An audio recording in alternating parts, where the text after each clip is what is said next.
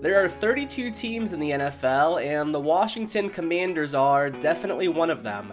This team might give you a lot to talk about off the field, but on the field, this is a team that has finished with 7 or 8 wins for the last 3 seasons straight. They have talent, enough to keep them in the hunt every year, but also enough holes to where you're never really scared of them either.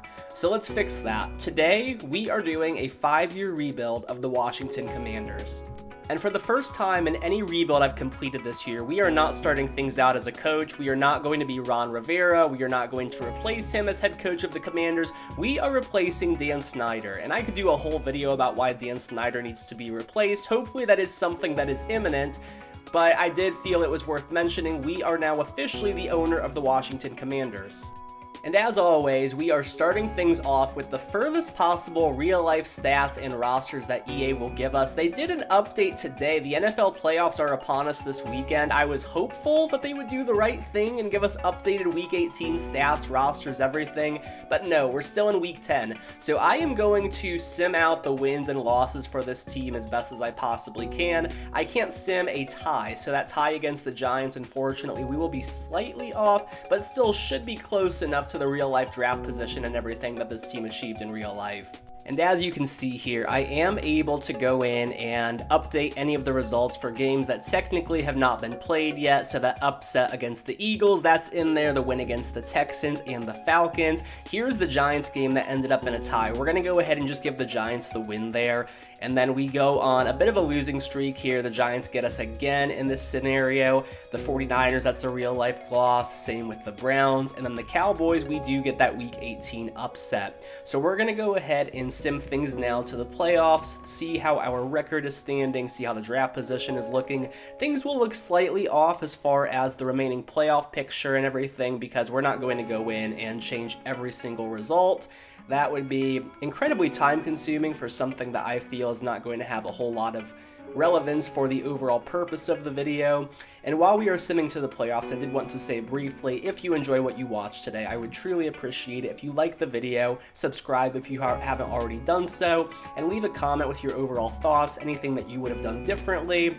And we will, of course, always have that dialogue back and forth in the comments, something I truly enjoy. Now, here we are in the playoffs, 8-9 record. We, of course, did not make it. And we finished with the 12th worst record in the league. So we will be picking 12th in the draft. It's a bit of a step up from the real life 16th overall selection, which I believe is what the Commanders currently hold.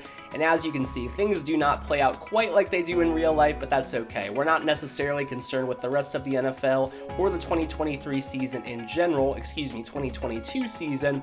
We are more concerned with our own and being as close as possible for this specific team. Now let's look at the roster.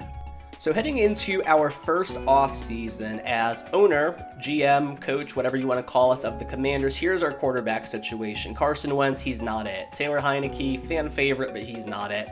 Sam Howell has a chance. This is something I did a little bit of research. I don't think the Commanders necessarily know what they want to do entering 2023, whether it's Sam Howell's job to lose, whether they bring back Heineke for a little bit of competition, whether they bring in a veteran. But ultimately for us in Madden, we know these two guys are not the answer. Howell has a chance. I don't think it would be fair to not give him one, depending on who's out there in free agency, depending on how our cap situation is looking. But as of right now, I am leaning towards giving Sam Howell a year in 2023, knowing that the 2024 draft class is absolutely stacked. So worst case scenario, if Howell is bad, then we should have finally a good enough draft pick to do something about this position once and for all. Now at the running back position, pretty solid group here. Antonio Gibson, J.D. McKissick, Brian Robinson, 23 years old, 75 overall rookie. Fan favorite already. He is probably going to be our starter of the future. Definitely want to make sure he's getting reps over these two older guys. Even though Antonio Gibson is not all that old, I still like Robinson better for the sake of the rebuild. Now, the receiver position is one group where I feel we are actually great at. Scary Terry, enough said about him. Curtis Samuel is a good number 2, number 3. Actually, number 3, I don't know why I said number 2, because here is our number 2, Jahan Dotson. Made a lot of plays as a rookie, just 22 years old. I like him a lot. Cam Sims is more than fine as a number 4. And you've got Diami Brown, too, still just 22 years old. So definitely a solid group there. Now at tight end, Logan Thomas. has been a bit injury prone, I want to say, the last season or two. Correct me in the comments if I'm wrong. We don't really have a whole lot here. Cole Turner is still young, rookie, but I mean, he's 64 overall, so we don't necessarily know there. Now, the offensive line is going to need work. Charles Leno is definitely good enough for the time being, 30 years old, 83 overall. At the left guard position, same thing with Andrew Norwell, but just a couple guys who are getting older. Chase Roulier, hopefully I pronounced that correctly, 29 years old, 79 overall. It's an aging group. Try Turner, also 29 years old, 76 overall. At the right tackle spot, Sam Cosmi, I suppose he's okay enough. This is a group to where, based on my research, it looks like they started to gel a little bit more as the season went on, but no one that you're really thrilled about long-term. Maybe Sam Cosmi, but aside from that, we're going to not have the other four later on in the rebuild. Now, the defensive line, another group on this team that is really, really solid. Chase Young is a stud. Montez Sweat is definitely going to do good things for us. At the DT spot, you've got Johnathon Allen and Daron Payne. Hopefully we can extend Daron Payne. It's going to be iffy based on our cap situation. If not, Fedarian Mathis has some hope, I suppose. 24 years old, 73 overall. And then you get to the linebackers position, which is definitely a mess. David Mayo is not going to be it for us. Cole Holcomb, I believe his contract might actually be up. John Bostic is a bridge player. EA said it themselves. Jamin Davis is okay, I guess. But yeah, the linebacker position is not really great. Cornerback, similar deal. Kendall Fuller starting to get up there in age. Benjamin St. Juste, or Juste, however you pronounce it. 24 years old, 73 overall, so, I mean, good enough, I guess, as like a third or fourth corner, but definitely not a one or a two, and then you really have nothing behind them. The safety position, I think we're actually okay at. Bobby McCain, 29 years old, 77 overall. We'll probably look to replace him, but Cam Curl is going to be very good for us. Derek Forrest as well, so we've got good depth of that position. So, yeah. Overall, you can see how this team has gone, 7-10, 8-9, right around that range the last few years. It's not devoid of talent by any means, but you definitely have positions where you've got holes. The offensive line is iffy. The linebacking core is not good. The cornerbacks are not very good outside of Fuller. So yeah, we've got some work to do. So let's get to the offseason. And here is your end of season recap. So of course we know the Packers are not going to make it in real life, but the Bills, a pretty heavy Super Bowl favorite, a lot of people's pick. I personally am pulling for them this year given the Damar Hamlin situation, but they are Super Bowl champs 28-25. Josh Allen wins regular season MVP, which he's probably not going to this year. It's likely going to Mahomes, but he does win Super Bowl MVP, so definitely happy for Josh Allen there. And now we are on to the re-signing stage. I do want to check quickly. I don't think that we should have any retirements this year to worry about, but I do just want to double check that. Let's look at the NFC here. It's a pretty short list. So we do lose John Bostic. Not that that's necessarily a loss. Quite a few losses for the Cowboys and the Cardinals. Pete Carroll is going to retire. Any really notable names here? Jason Peters, Jason Kelsey, Trent Williams. Let's see here. Anyone else? Harrison Smith. And we'll look quickly at the AFC. Why not? A couple older guys for the Texans. Sue retires as a Jag. Matt Ryan retires. Nothing overly surprising there. And now we do have 21 players ready to negotiate. We're going to have $104 million to spend. And of course, yes, Daron Payne is going to be one of those guys. We'll come back to him. I want to see who else is out there. Cole Holcomb. What would his cap hit be if we were to bring him back? That's not terrible. If we can get him on a neutral deal, I think I would take that. Just because we really have nothing at that position. I don't love him by any means, but I definitely think that's something to where it's worth it for us. Carson Wentz is a massive no. So this is good news. I mean, yeah, it's a lot of positions, a lot of players that are going to be walking out the door, but really, who are we going to miss? Not really anyone in my opinion, so I do want to go ahead and bring back Daron Payne. We will need a new right guard, but Try Turner's just not good enough. Will he take a neutral deal, or are we going to have to franchise tag him? Okay, so Daron Payne will take a neutral deal. So we will be entering the offseason with a good chunk of money to spend here. And let me know in the comments, would you have brought any of these guys back? Me personally, I wouldn't. That's why we're not.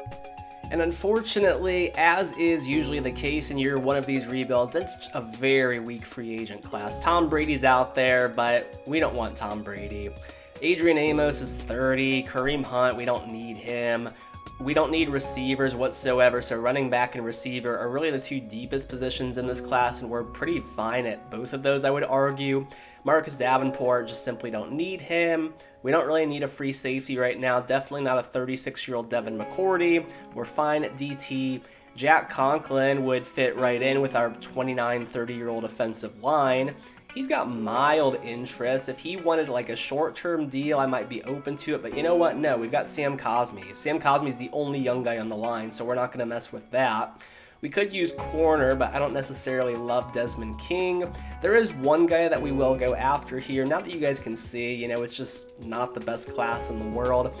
I'm actually okay with us being a bad team in year one. If it means that we get ourselves in a position for a QB in 2024, I think I'm okay with that. So Mike Hughes is going to be our target here. 26 years old, 77 overall. We're going to extend a 2-year deal to him, and that should be good enough to bring him in. So Mike Hughes is going to be the prize of the offseason for the Commanders. Definitely a riveting time. I promise things will get more exciting in year two, and I also promise we're going to do our absolute best to not sign Nick Bosa, because I've gotten quite a few comments lately. I know I go after him in just about every rebuild, but how can you resist Nick Bosa? So now that I'm done with my tirade about that, let's get into the draft and see how things are looking for us. And as always, heading into the draft, I would like to take a look at the roster, assess our needs. We did just upgrade the players, so anything that they gained during the season will now be reflected in their overall ratings. Let's go ahead and look here at the overall lineup as a whole and see what positions we might want to address here. We've got a top 12 pick, so we should be able to get ourselves a good talent. The team's an 81, offense is 79, defense is 84. Sam Howell's currently QB1 with a 62 overall rating. I wouldn't be opposed to replacing him depending on who's on the board at number 12. I'm not completely against it. I would like to wait until 2024 if I can, but it really is just going to depend. Offensive line, we definitely need a guard, so that is a position we'll look at. We could use a tight end. We don't really have a whole lot going on there. Receivers, fine. The offensive line isn't urgent, but even like the higher overall guys like Charles Leno, Andrew Norwell, these guys are getting old. So the entire offensive line besides right tackle, I wouldn't be opposed to taking any of those positions high enough. Again, it all depends on who's there. Running back, I think we're fine. Defensive line, we're absolutely fine there. Cornerback position, we could use a guy. We could definitely use a guy. I wouldn't be opposed to one there. Free safety we could definitely use. And then the linebacking core is a mess. I don't know how good this class is for linebacker prospects, but yeah, we don't really have much going on there. So it's going to be an interesting draft. We have quite a few needs. We can't fill them all in this singular draft, but we will certainly try our best. And heading into the draft, we will do a quick free agent recap just to see who went where. So already things aren't looking the most realistic. We know Daniel Jones is probably going to be with the Giants next season, but nope, Tom Brady is in Madden. Adrian Amos is 30 years old and decides he wants to chase a ring with the Colts. Good luck with that. Kareem Hunt is a Panther. I actually kind of like that move, I'm not going to lie. Odell is a Jet, so he must be okay with whoever they've got at quarterback. Tony Pollard's a Falcon. That's actually a pretty interesting move. I think I like that. Juju is a Giant, so he's going to go play with Brady. Good. They needed a receiver. Marcus Davenport will help the Seahawks pass rush. Jarvis Landry is going to be a Texan. Devin McCourty is an Eagle. Kind of interesting, I guess. And what else we got here? Anything else really interesting? Sterling Shepard's a Colt. Where did the rest of the quarterbacks go? I do want to see that briefly. So Geno Smith is also a Giant. What? Okay. Jimmy G is a Colt. Could actually see that potentially. Jacoby Brissett is a Seahawk. I like that for him. Daniel Jones is a Falcon. Okay. Teddy Bridgewater goes back to the Panthers. Trubisky goes back to the Steelers. Minshew to the Niners. And Carson Wentz to the Steelers. Oh my goodness, what a quarterback room. Carson Wentz and Sam Darnold in the same locker room. Yeah, AFC North defenses, watch out. And here we are, 2023 NFL Draft. Now, as you can see, the draft order is going to be decently off from how it played out in real life. Hopefully you guys can forgive me for not going in and simming every single result from week 10 on, and hopefully EA does the right thing and gets that fixed sooner than later because we need an update. But regardless, we're going to go through the first 11 picks because these are all real-life prospects. A lot of intrigue surrounding this draft, so let's see who the Texans go with at 1. Be surprised if it's not Bryce Young. And EA is going to continue to disappoint us and not show us who's going at 1. Maybe if we go a couple more here, it will start to... No, it's not going to show us any of them. So we'll do a draft recap afterwards. That's okay. We'll look and see who those first 11 picks were. But we are now on the clock here at pick 12. Let's see who is available. Okay, now the quarterback board actually is pretty interesting, I won't lie. I'm not a big NFL draft guy, so forgive me, but based on my understandings of Will Levis, he is projected top 10. He's seen as a bit of a project, so it is iffy whether he actually goes there or not, but pretty high upside. He's young enough, 22 years old. I understand he's had some ugly moments, but I also think he's flashed quite a bit as well, and A's across the board in every major category. I think if your guy's there, you got to grab him. I would like to build this roster up a little bit, especially with next year's free agent class. I don't think that this is the best situation in the world for Will Levis, but ultimately I really like him as a prospect here, specifically in regards to his Madden profile. So Will Levis is the selection, number 12 overall, and Will Levis is the new quarterback for the Washington Commanders. And next up, we do have a second round pick, round 2, pick 12. As you can see, the draft board has finally corrected itself, so that's good. And thankfully, we still have a second round pick. We will not have a third because of the Carson Wentz trade from the Colts, but we do have a second here, so let's see who we can grab. So I'm going to go cornerback here. It's Eli Ricks out of Alabama, a school that has definitely produced a fair share of NFL-level talent at the DB position. He's got A to C catching, B-man, B-press, C-zone, just 22 years old, fast enough, not the fastest in the world by any means, strong enough. He's got hops. I like Eli Ricks. I think Eli Ricks can be a good pick for us. He does come with hidden depth, so my first time selecting him here in one of these rebuilds, not incredibly familiar with his game, but I think Eli Ricks can be really good for us. I'm happy with the selection. And now after that selection, we've got a little bit of a wait here. We're not on the board again until round 4, pick 12, so again, bit of a wait for us. Thanks Carson Wentz for that, but yeah, we are now on the clock. Let's see who we've got available here in the 4th. Okay, so this late in the draft, it's going to be tough to find a perfect prospect, but Andrew Voorhees I think is good enough. He's 22 years old out of USC, fills a clear position of need for us. B awareness, B impact, C pass block, B to D run block. He's not an amazing athlete. I'm not expecting a lot here out of Andrew Voorhees. Yeah, normal dev. But I think he can at least be solid, compete, give us some depth on the defensive line.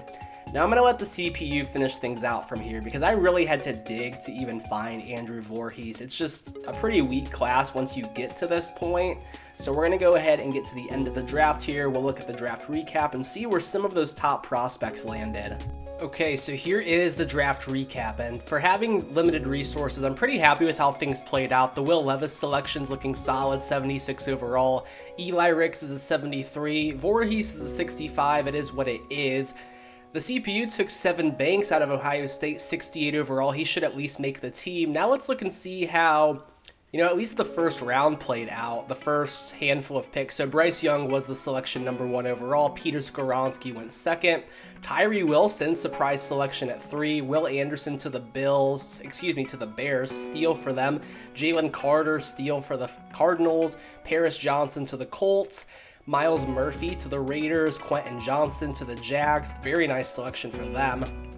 Brian Brees to the Panthers. Felix Anaduke-Uzama to the Texans. CJ Stroud to the Falcons. He falls to 11. Man, I wish we had been paying attention because had we gotten, who are we going to trade up with? In theory, we would have probably had to have traded up to 8 because it's reasonable to say the Panthers, well, not the Texans at that point. So I guess really just the Panthers could have taken him, but still, CJ Stroud goes 11. But we get Will Levis at 12. I'm pretty happy with that. Jordan Addison's a Bengal. Jackson Smith and Jigba is a Seahawk. I want to see where the remainder of the quarterbacks went, because it is a very highly publicized quarterback class. Tanner McKee's a second-round pick to the Eagles. That's interesting. JT Daniels in the 6th to the Rams. Anthony Richardson to the Saints in the 2nd. Grayson McCall to the Colts in the 3rd. Tyler Van Dyke to the Chiefs in the 3rd. That's kind of early for the Chiefs. Anyone else here? Hendon Hooker is a first-round pick to the Seahawks. Very interesting there. Slovis to the Niners. Spencer Rattler, I know he's not entering the draft class. It is unfortunate. This is the most recent I have available, but he goes to the Bills in the 4th. And Bo Nix to the Bucks, where he seems to win Offensive Rookie of the Year every single season. So maybe there's something to that Bucks offensive playbook. We've not messed with the playbooks yet, but I'll tell you guys what. We're going to go Bucks offense. I think we'll go Bucks offense, and I'll have to look into the defense. We might leave defense as it is for now, but it is going to be a Bucks offense here for Will Levis in year 1. And let's take a look at the roster post-draft. So at the quarterback position, of course, now it is Will Levis. Jahan Dotson is going to be upgraded. He is wide receiver 2 outside with Terry McLaurin. Logan Thomas will still be starting for us. The offensive line is okay, I guess. I will give Voorhees the start since he's exact same rating as Charles. I mean, why not? It's not going to hurt anything. Brian Robinson's the starting running back. Defensively, we are going to leave the playbook the same. Linebacking core is a mess. We just couldn't do it this offseason. Eli Ricks will enter the league as CB3. Mike Hughes will get the start over him to start things out, but I definitely think Eli Ricks can progress nicely for us. Now let's get to the midseason point and see how things are looking for this team. Okay, so midseason point, we're actually 4-3, so right in the thick of things as it's been the case the last few years, coming off a 59-point game against the Giants last week in Week 7. Let's look quickly at that weekly award. Who won that? It would have been Cole Holcomb, 4 tackles, 3 interceptions. Okay, very nice, Cole. And let's see whose contracts are going to be up, see who we need to negotiate with. 7 players. Hopefully none of them amazing. We're going to have money to spend again. Anthony Nelson, there's Chase Young. Ooh, that's going to be a big one for us. So Chase Young, I definitely think is a no-brainer. A 3-year deal would get him back for almost the length of the rebuild. If we can get him for 4, we would have him for the full 5 years we're doing. So yes, Chase Young is going to be here for the long haul. Easy choice there. Now Kendall Fuller's an interesting one. He just wants a 1-year deal. I'd even like to make it, he's 28, I'll do a 2-year deal. Let's see if he'll take that. Perfect, so we'll get Kendall Fuller back too, I like that. Still $80 million left. Montez Sweat, okay, so now we're seeing where the money's gonna start going. We'll see if he'll take a 4-year deal. He will. So pretty easy so far. A lot of guys happy to re-sign with the Commanders. Curtis Samuel's actually someone who I'd be okay with letting walk. A number 3 receiver, I think we could do better than Curtis Samuel. Cam Curl, I definitely want him back. He has no interest, so we'll probably have to go player friendly, a 5-year deal, bump things up a little bit.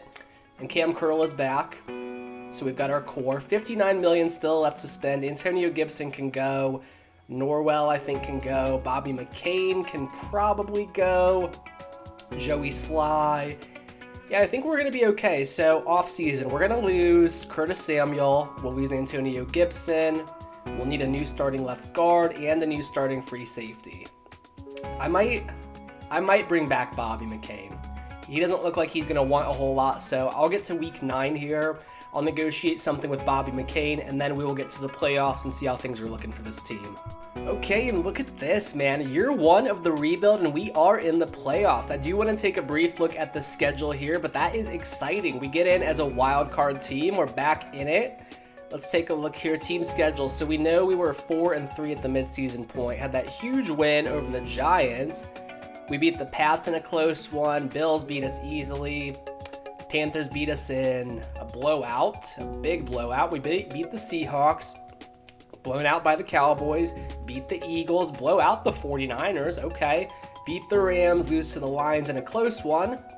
That's actually our wild card matchup, and we beat the Cardinals in Week 18 pretty handily to get to the playoffs. So things are looking good for the Commanders here in year one. Let's look at those year-end stats.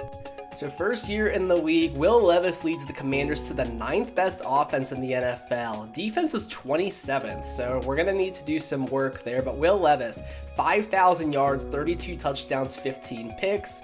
I like that for a rookie. I'll definitely take that. In the run game, unfortunately, it was a pretty split committee. Gibson actually averaged 4.6 a carry. Brian Robinson had 14 touchdowns, so interesting run game. In the receiving game, Scary Terry, 1,407. Curtis Samuel, 903. Dotson, 912. Okay. John Bates, the leading tight end, 502. Logan Thomas scored 4 times. Not a whole lot else going on. Blocking, 14 sacks allowed by Cosme, 11 by Charles Leno. Okay. Defensively, Holcomb's the leading tackler. Pass rush, I would imagine, struggled. No? For being as low as they did, 3 double-digit sack guys, I guess it was probably just the linebackers in the secondary. Chase Young, 14.5, 11.5 for Allen, 10 for Sweat. So definitely glad to have these guys locked up long-term. 4 interceptions for Holcomb, 4 for Mike Hughes, 3 for Bobby McCain, 2 for Kendall Fuller. Eli Ricks gets 1, and Cam Curl gets 1. So does Anthony Nelson. Okay, we will certainly take that in year one. And now for the real question, can we get a playoff victory? We've got the Detroit Lions. We're going to Detroit, a team I think will definitely be a playoff caliber team in 2023. I think they should have made it this year. I wish they were in it, I really do.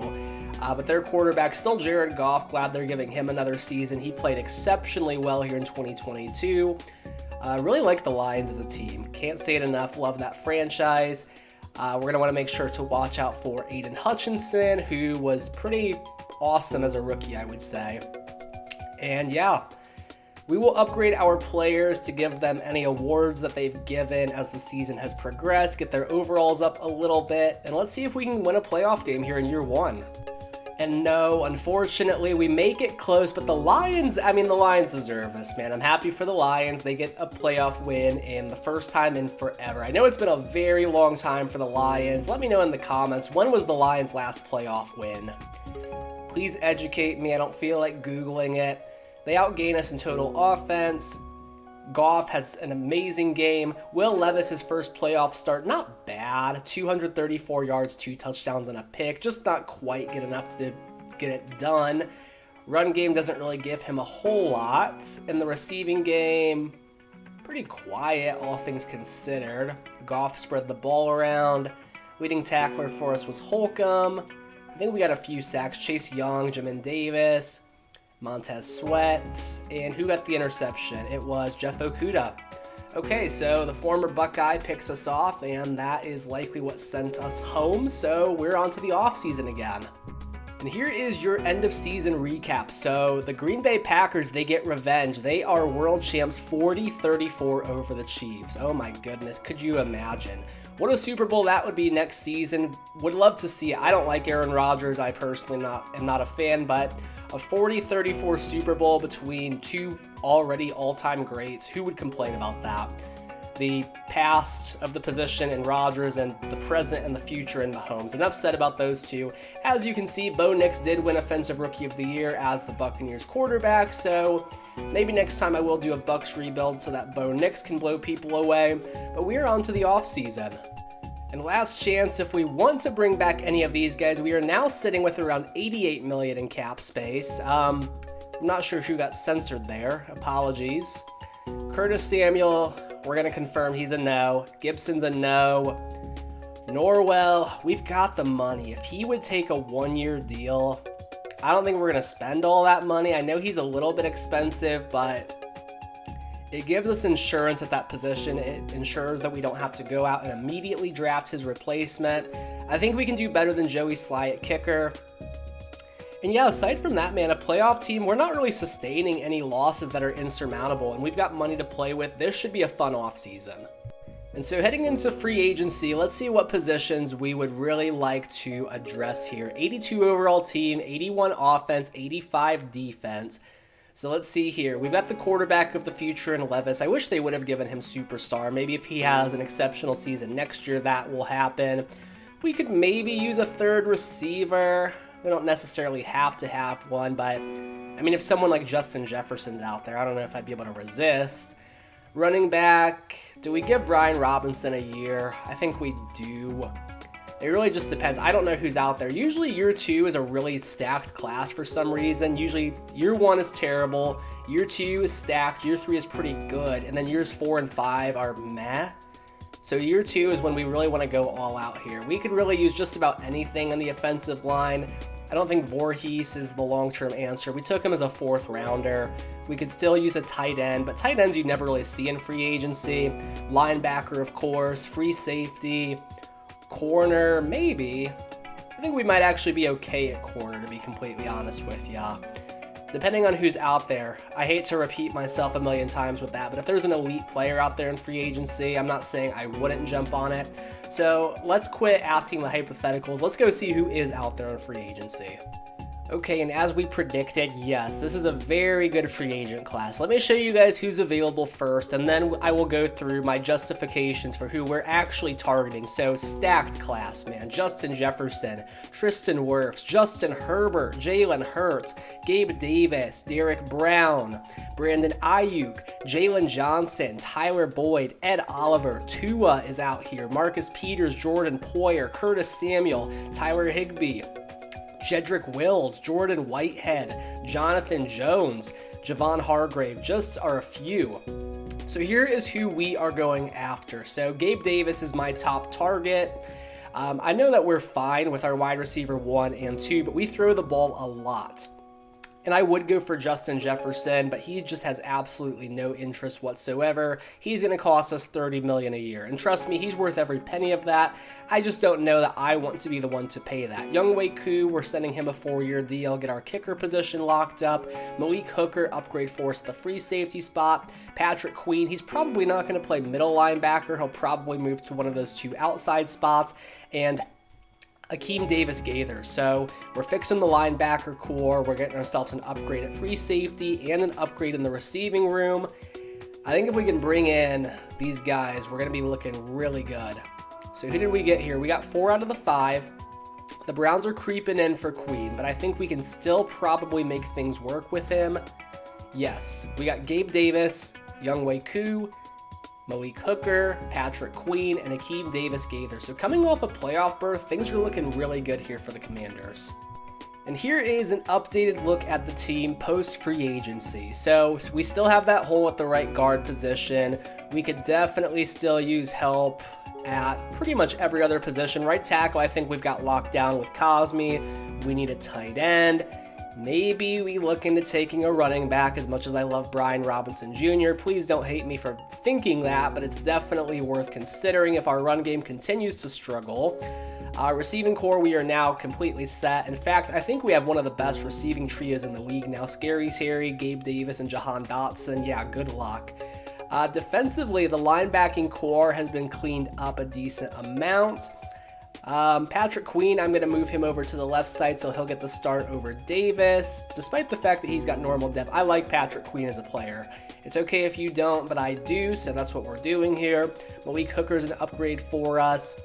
As always, we can look into depth in the secondary, but I don't think that's a major issue. We don't really have any major needs on the defensive line. I suppose we could use a DT. Where did Deron Payne go? Oh, he's hurt. Okay. Interesting. I thought that I'd turned injuries off. That's what I usually do for these rebuilds, but Deron Payne is hurt. So defensively, we don't have any major needs as far as current needs go, but let's look and see whose contracts might be up, see if there's anyone that we might not be able to afford bringing back. That always impacts things as well. Okay, so we're actually looking pretty good looking ahead to next offseason, but the offseason after is going to be an interesting one. We'll lose Scary Terry, Jonathan Allen, Deron Payne, Kendall Fuller, potentially, not necessarily. But this season, we're going to have to probably think about replacing Charles Leno, so I would say left tackle is a pretty high need for us. A punter, a center, a left guard. We're going to need to hit offensive line hard. Mike Hughes' contract will be up, so cornerback. Sam Cosme, I think we'll probably try to bring back. Davis, I'm actually going to add to the trade block because he's got star dev. I think we might be able to get something for him, especially considering the fact that Patrick Queen is going to start at that spot for him. But aside from that, yeah, I would say offensive line, secondary, those are going to be two spots we'll look to hit pretty hard here. And here we are in draft season once again. It's the 2024 NFL Draft, last season where we will see real-life prospects. The Texans are picking first once again. Interesting. We'll quickly make our way to pick 20. So the Texans, if it'll show us their pick, no, it will not. We'll have to do the draft recap again. That's okay, but we're picking 20th. We will look to see where Caleb Williams went. Always interested to see that. Marvin Harrison Jr. is an interesting one, as always. Let's see who we've got on the board here.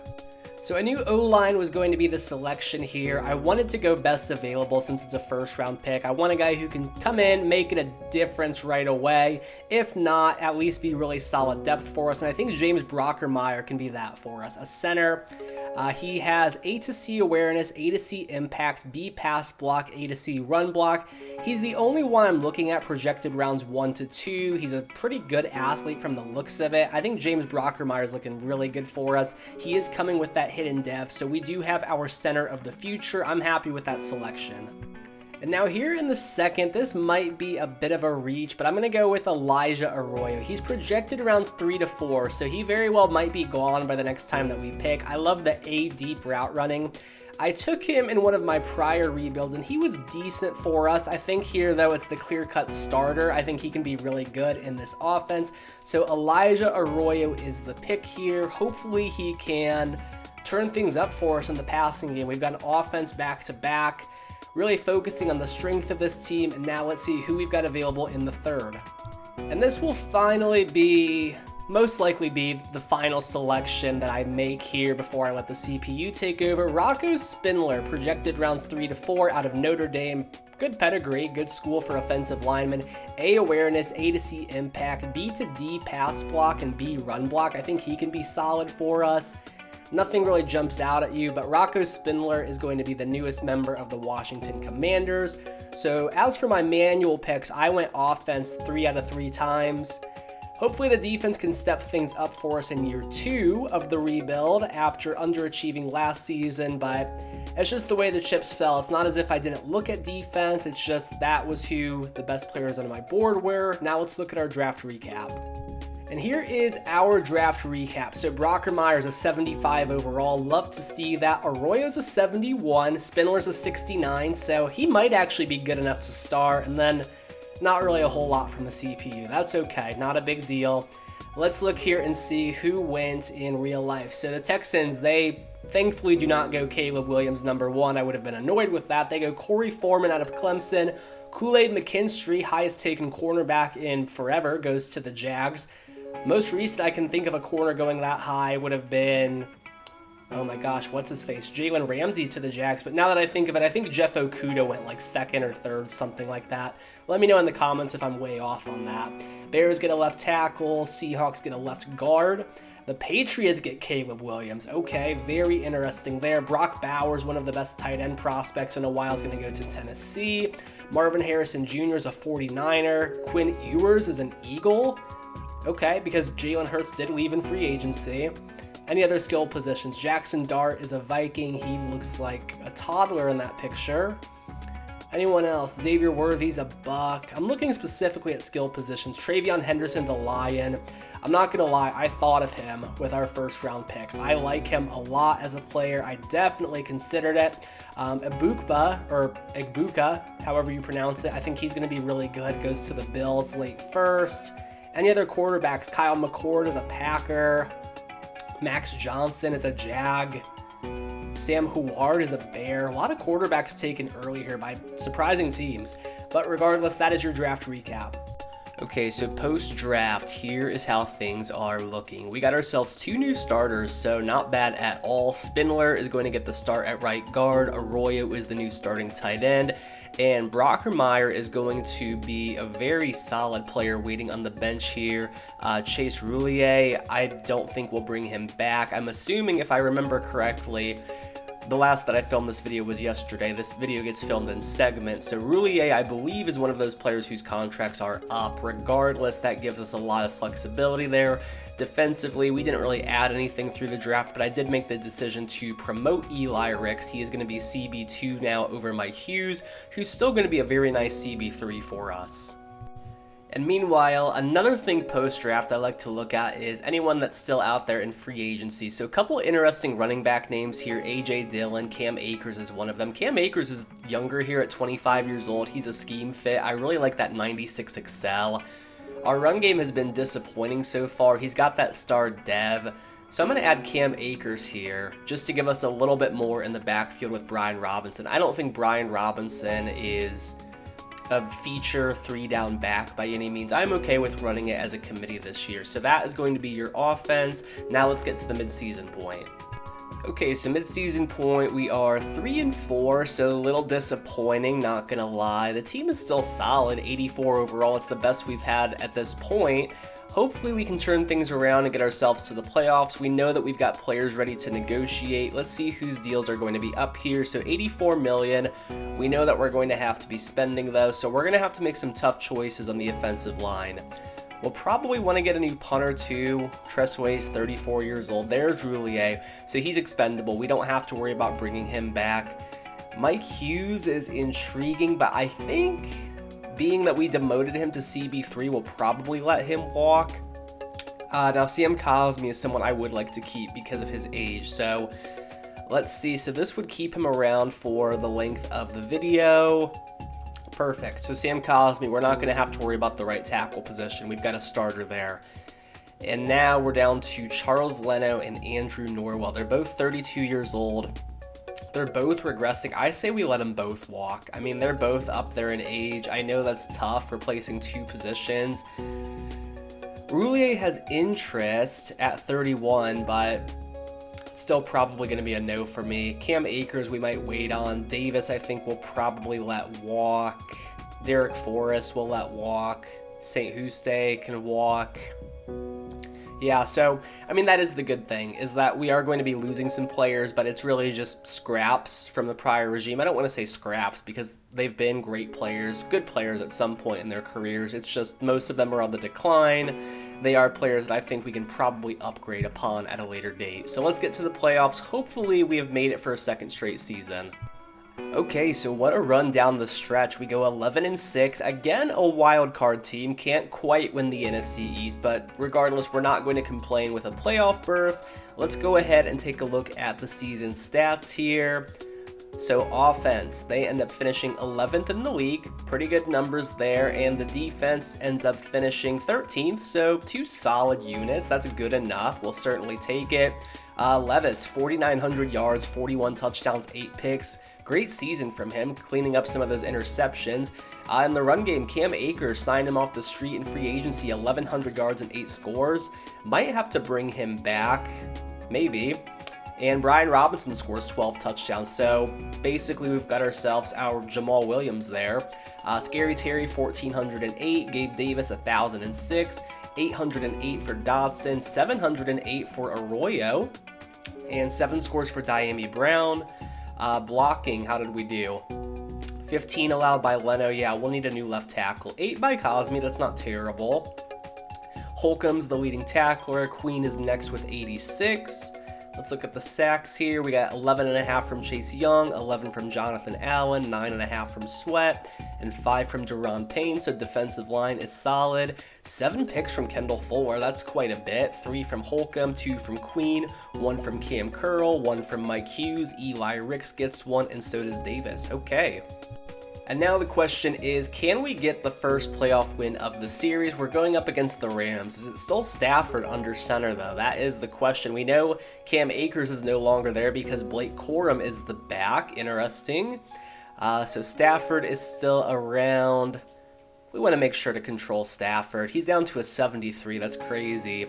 Of course, Aaron Donald's a threat. I'm going to assume Jalen Ramsey's still here as well. He sure is. Yeah, we got to go blitz counter there. Aaron Donald, I mean, what can we say about him that hasn't been said? He is an absolute game wrecker, so I will go ahead and get this training done. We will upgrade the players, give them any boosts they've earned throughout the course of the season, and let's see if we can get our first playoff win. Oh man, look at this, 49-17, massive playoff win for us. Will Levis, first career playoff victory. Let's take a look here and see how exactly we were able to take down the Rams. So 500 yards of total offense, oh my gosh. Let's see here. Will Levis, 4 touchdowns, no picks, 397 yards, incredible. In the run game, Cooper Kupp had a 62-yard rushing score, interesting. Robinson scores twice. Diami Brown, 94 yards and a score. Scary Terry finds the end zone. Cam Akers has a receiving score, and John Bates has one as well. Defensively, leading tackler for us is Holcomb. I think we should have had a sack or two. Yes, we did. Chase Young and Jonathan Allen. And Cam Curl got an interception, and we're moving on. We've got our first playoff win of the series. Let's go. And now for the Bucks, 13-4 NFC South champs. We had to go up against Bo Nix, who is just a monster in sim for some reason. Is it still Leonard Fournette? It is. But yeah, Bo Nix is just an absolute terror. It's the battle of Bucks playbooks because we are running the same thing. Vita Vea, of course, have to look out for him, and Antoine Winfield Jr. is a concern. Blitz counter worked well for us last week, though. Hopefully it works well this week, and let's see if we can get a second win, get ourselves to the conference championship game. That would be incredible. Man, what a hard-fought battle. 37-31. We cannot quite get it done. Bo Nix is the league's leading passer. No surprise there. And man, we put up a fight. 31-37. Hard to be too upset with that. Bo Nix, 305 yards, 2 scores, and a pick. Will Levis actually did outplay him. 407 yards, 3 touchdowns, no interceptions. Both quarterbacks sacked 3 times. Pretty quiet game for the running backs. Tyler Algier is now a buck. Okay. Scary Terry, 10 catches, 153 yards, and a score. Chris Godwin, 8 for 120 and a score. Mike Evans finds the end zone. Gabe Davis gets 89 yards. I almost said the former Buck, but Gabe Davis is not the former Buck. Elijah Arroyo, 70 yards and a touchdown, and Brown scores as well. Defensively, Akeem Davis-Gaither, the leading tackler for us. Sacks, Chase Young got 2.5. Very nice there. Montez Sweat was in there on one of them. And Malik Hooker got an interception, but unfortunately not good enough. We are going home here. Divisional round losers. And I guess the silver lining of this situation, if there is one, is that we lose to the eventual champs. So the Tampa Bay Buccaneers are world champs, 34-24. They get their second Super Bowl win over the Chiefs, and Bo Nix is MVP. Caleb Williams wins MVP and Defensive Rookie of the Year for the Patriots, so that is interesting. If we make the Super Bowl at some point, maybe we'll see him in it. That would be a lot of fun. But regardless, we are now on to the offseason once again. And now this is our last chance to make any potential re-signings, $104 million in cap space, and now the good news is we get to see how these players have regressed. So Leno is down to an 80 overall, Norwell is a 78. The thing is with this much money, Leno could be depth for us for a season. If I bump up the money a little bit, I get it. Trust me, I know this is an overpay, but are we really spending that $90 million? I don't think so. He's not interested in signing anyway, so he's not going to get the franchise tag. He's not worth that. We are going to have to get ourselves a left tackle. Now, Andrew Norwell on a 1-year deal might not start for us, but just to get us some depth for 1 more year, I think just to kick the can down the curb, for lack of a better phrase, wouldn't be the worst thing in the world. Tress Way, I mean, we might as well, if he'll stay, yeah. I don't think that's going to make or break us. He's good enough. Mike Hughes, he just wants a 1-year deal. Look at me. I say all these things in the mid-season point. We're not going to bring back this guy. We're not going to bring back this guy. But they're being reasonable here. I think for 1 more season, it wouldn't hurt to have the depth. Now, Chase, I am going to let walk because we want to let the guy that we just took step in for him. Now, Cam Akers, based on what Cam gave us last season, I'm okay with giving him this 3-year deal. It's pretty cheap. So Cam Akers is going to be the running back for us. Who else we got here? Davis. We'll keep Davis. Why not? Again, it's still going to get us down to around 80 million. We're still going to have plenty of money to play around with. And this ensures that, if we can go out and get ourselves a stud or two, at least we have some depth to go along with it. Let me see here. St. Housty. Let's see if he'll stay on a neutral deal. Okay, so we'll keep him. It doesn't hurt to have the depth. Definitely does not hurt to have the depth. I'm not signing these guys necessarily to be the starters. They definitely don't have to be. I think Diami Brown can walk. We can get another number 4 receiver. Derek Forrest, Roulier, Charles Leno, who had no interest. Okay, I think we're in a good spot entering free agency. And now this is my first time playing as an owner, so we do actually have a media question. My first time seeing this heading into the offseason. Cam Akers is in the final year of his deal. He's turned down contract offers to this point. How far apart? Okay. Let's see. We'll continue to negotiate. He's going to be a part of this team. I don't think this really matters a whole lot. We'll go with this middle one because we know he's part of the team, so the roster rating per game after sign. So yeah, that'll help us out. That's good. We'll take it.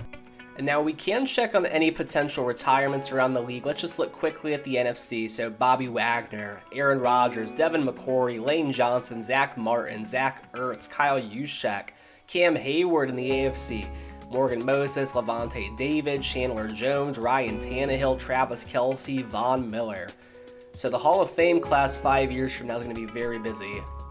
Okay, so heading into free agency, let's assess the needs of the roster, see how we're feeling about things. So Levis, obviously we're fine there. Running back, we're good with Cam Akers and Brian Robinson. Receiving core is perfect. Maybe we could use a receiver 4. Arroyo was good as a rookie. We need a little bit of depth, though. I would argue another tight end to just add to that room. Now, offensive line... Yeah, obviously we can't clone Brockermeyer, so we have to get a left tackle. We need a left guard. Spindler actually progressed decently well as a rookie. I think we're actually probably okay there. But yeah, definitely left tackle and left guard.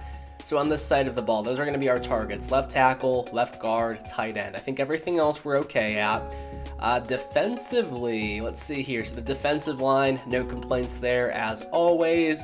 Washington did a great job of building up this group for us. It's sad because that's a position I like to play around with, but we definitely don't have to. Maybe just a little bit of depth, if anything. We don't really have any quality depth there, but I don't know how much that matters. In the secondary, I think we're probably fine at corner. I don't think we really need anything there, unless a superstar is out there. I wouldn't be opposed to adding someone. We could maybe use an upgrade over Malik Hooker at the free safety position. And I know we just signed a couple of these guys last offseason, and Patrick Queen and Akeem Davis Gaither, but really that's because we had nothing there. Neither of them got massive contracts, so I definitely wouldn't be opposed to replacing either of them just to help elevate that defense a little bit. And Cam Curl is perfectly fine at the strong safety position. So here's your free agent class, and I believe we mentioned this earlier. Year 3 usually has a couple guys. It really just depends on your needs, and unfortunately this class is not going to suit us. So Rousseau obviously would be amazing if we had that need there. We just simply don't. Hufanga, same deal. DJ Reader, same thing. Although, at 31 years old, 85 overall, if he's just wanting a 1-year deal, I mean, if we've got the money, why not spend it? You know what I mean? Just to have that depth on the defensive line, I don't think that would hurt us. Chidobe Awuzie, Butker, Elijah Moore, DJ Reed, Antonio Gibson is out there, Ramondre Stevenson. So here's who we are targeting. So DJ Reader, of course, who we just sent the offer to. Jonah Jackson, get ourselves a left guard for the duration of the rebuild. Charles Leno, he's got no one offering him. He's the best available at the position. No interest in us, but he might have to fold. And Ian Thomas, just to give ourselves some depth at the position. So nothing too crazy. The one I'm iffy on, whether we get him or not, is Jonah Jackson. We're top of his list, so I would hope so. Ian Thomas is holding out. Let's see here. Okay. So we got Reader and we got Leno. Who did we miss out on? Who is still out there? I'm just trying to see here. I don't know. Let me know in the comments. My short-term memory's failing me today. But DJ Reader and Charles Leno are going to be joining the team. Ian Thomas is still holding out, but it looks like we probably got him. Now let's see if we can get ourselves another guard. So pretty much scraps left at the position. Kevin Zeitler's out here. I know we don't need a right guard necessarily, but we need bodies on the offensive line. It's a really thin group. In fact, we could probably use a backup left tackle as well. So let's see who's still out here. Joseph Noteboom. What does he want? A one-year deal? I'm more than fine with handing out one-year deals. Don't get me wrong. That's not going to upset me whatsoever. Let's see if we can bring those guys in here just to get ourselves a little something on the offensive line. So, yep, we got Noteboom. And Zeitler's still out there. We're out of skips, so we'll get Zeitler, but that's how we're looking heading into the draft post-free agency. And of course, another thing to consider heading into the draft is who could we potentially lose next offseason? So, Scary Terry, Johnathon Allen, Duran Payne, both of our starting DTs there. Kendall Fuller, DJ Reader, the DT we just signed. Jahan Dotson, anyone else here? Charles Leno, of course, the left tackle, Mike Hughes. So that shifts things around quite a bit as far as our potential needs. So outside of the holes that we already have on this team that we'd like to go after, receiver is a position we're going to want to target just in case. DT is one we'll want to look at. Cornerback is one we'll want to hit hard. And then linebacker, secondary, free safety. So I would say we're going to have a pretty busy draft as far as the positions that we are going after. But let's get into it. We're going to have a late first round pick. Let's see who's on the board for us at that point. And just a couple more potential additions heading into the draft here. I wanted to add some veterans to the secondary. We could use a backup strong safety. So Jordan Poyer, I think we'll be able to bring him in. James Bradbury, he's 32, but still playing at a decently high level. Get him into the rotation a little bit. And then, of course, Kevin Zeitler, who we are going after. So we're going to hopefully bring all three of those guys in, and then we will get into the draft. And here we are yet again in the NFL draft. We are picking 27th. Let's look here and see just how the first 5 play out. See if any quarterbacks go off the board. That's always intriguing. So we'll run through the first 5 here quickly. The Falcons, it will actually show us. They're going to go with a defensive end, Randall Crocker out of LSU. Let's see here. I can't tell by the screen. Looks like it's a receiver. Leon Taylor, maybe Elton Taylor, I guess. Great work there with the presentation by EA. Titans are picking 3. Damian Hayes, right end out of Washington State. Dolphins at 4. They go with Carl Columbus out of Colorado. Man, it would have been cool to see him go to the Browns or the Bengals, but Carl Columbus is going to Miami. Okay. And Jimmy Pryor, outside linebacker out of LSU. So 2 top 5 picks out of LSU. Now let's get to our pick, number 27. And with this selection, we are hopefully getting our left tackle of the future here in John Lentz. 21 years old, out of Texas, A awareness, A to C impact, B to D pass block, and B run block. Looks pretty solid. He is the 4th strongest in the class. He has a good 3-cone drill, so he looks like a decent enough athlete. And John Lentz does have hidden depth, so I think we got ourselves a really good player there. Happy with the selection, and now it is on to round 2. Okay, and now with this selection, we are hopefully getting ourselves a potential DT of the future in John Carradine, 21 years old, out of Florida, C block shed, B finesse, A to C power, and C tackle.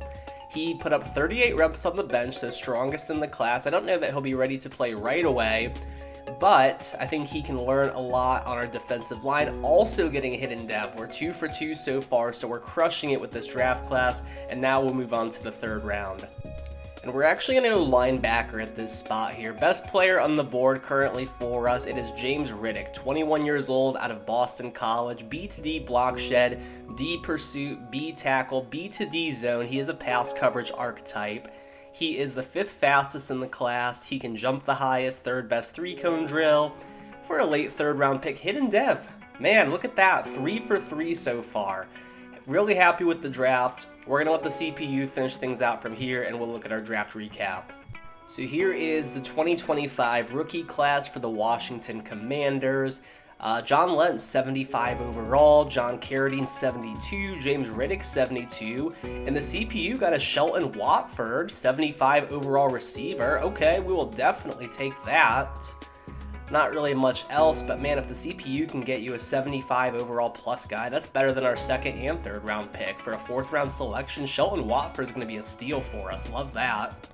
And now heading into year 3, let's take an updated look here at the roster. So starting with Levis, stud, quarterback position, getting it done every single year.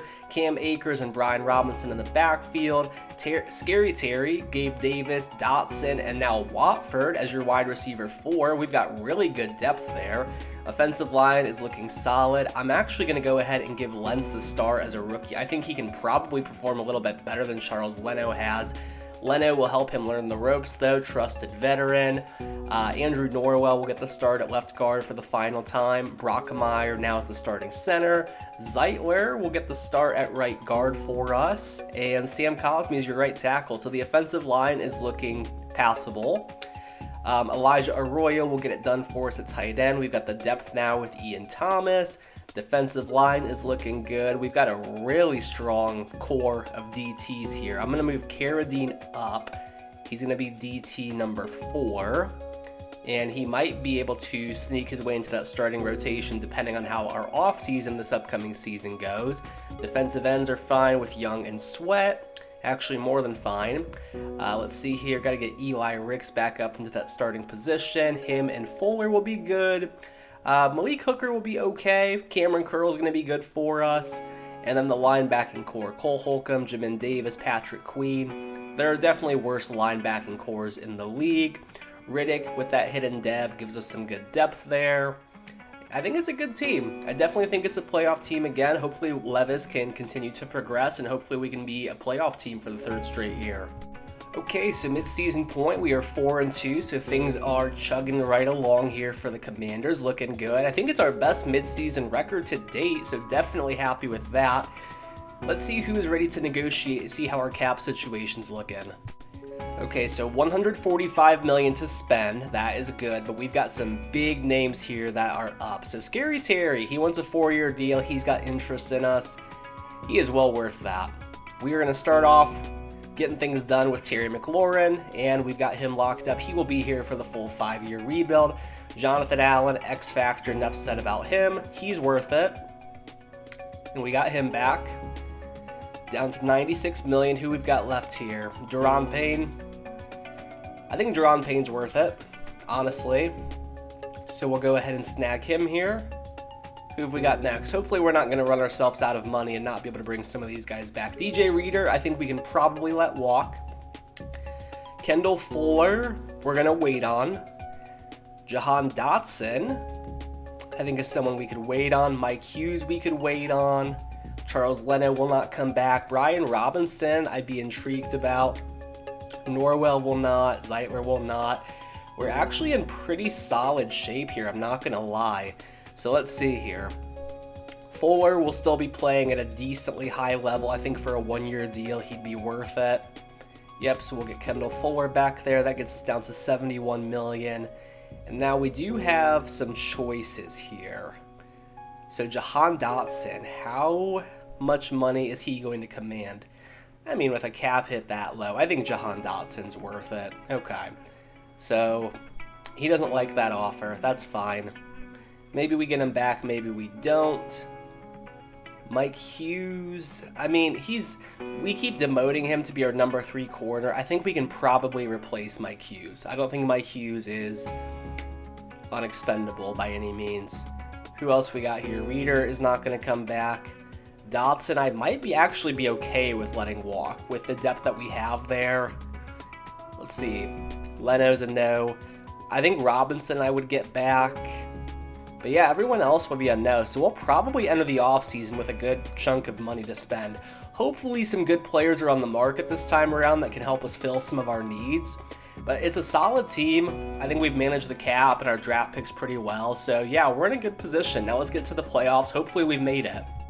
Look at this, guys. At long last, we are NFC East champs. 3rd year of the rebuild, and we finally do it. 11-6 for the 2nd straight year, but we edge out the Giants.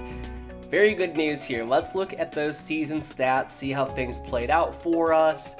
Offense ends up finishing 8th in the NFL, even better than last season, and defense I believe was 13th last year. They are 18th, so a little bit of a regression there, but that's okay.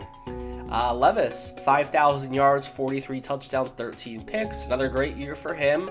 Akers, 1,100 yards, 11 scores. Where's Brian Robinson? Okay, 7 touchdowns for him. Not as involved as he was last year. 1,200 yards for Dotson and 7 scores. Man, we might have to bring him back. 1,009 for Scary Terry, 905 for Arroyo, 710 for Gabe Davis. Okay.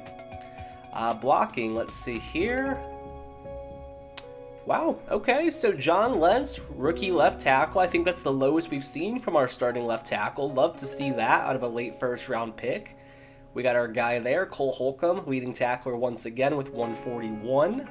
Let's look at the sacks here first. 16 from Chase Young, 9.5 from Allen, 7.5 from Payne, 7.5 from Sweat, 3.5 from Holcomb, 2.5 from Earl Lowe, a CPU taken player. John Carradine gets in there with 2, okay. Now interceptions, we got 5 from Holcomb, 3 from Eli Ricks. That's a career high for him. 3 for Cam Curl. Happy with it. So a top 10 offense and a middling defense. Let's see if we can win ourselves a playoff game.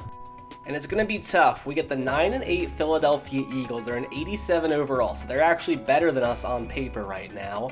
And we are going to go up against Miles Sanders, who's a 91 overall superstar, and Quinn Ewers, an 83 overall superstar. So Jalen Hurts is out of town.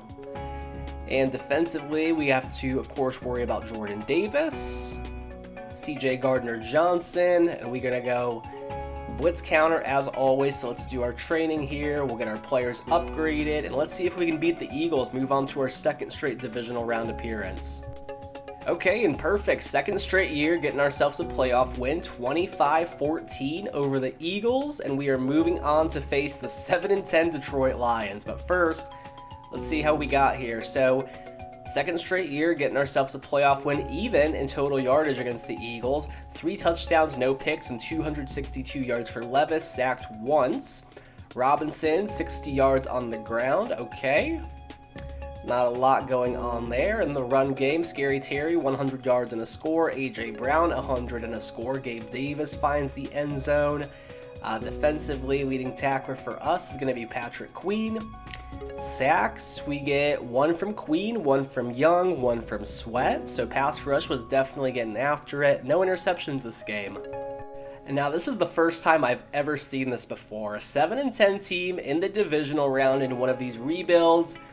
We're going up against the kneecap biters themselves, the Detroit Lions, and what are we facing defensively? So now we get Jalen Hurts. Jalen Hurts is a Lion, so definitely want to make sure we account for him and DeAndre Swift. Defensively, we're going up against Tyree Wilson. Okay, him and Aiden Hutchinson have to be one heck of a duo. Deshaun Elliott in the secondary. Yeah, I mean, they're 7-10, but that's still going to be a tough matchup. I'd be embarrassed if we lose to these guys and miss out on a conference championship game, but they've already won one, so could this be the year of the Detroit Lions? Let's find out. Moment of truth here, guys. Are we moving on? Yes.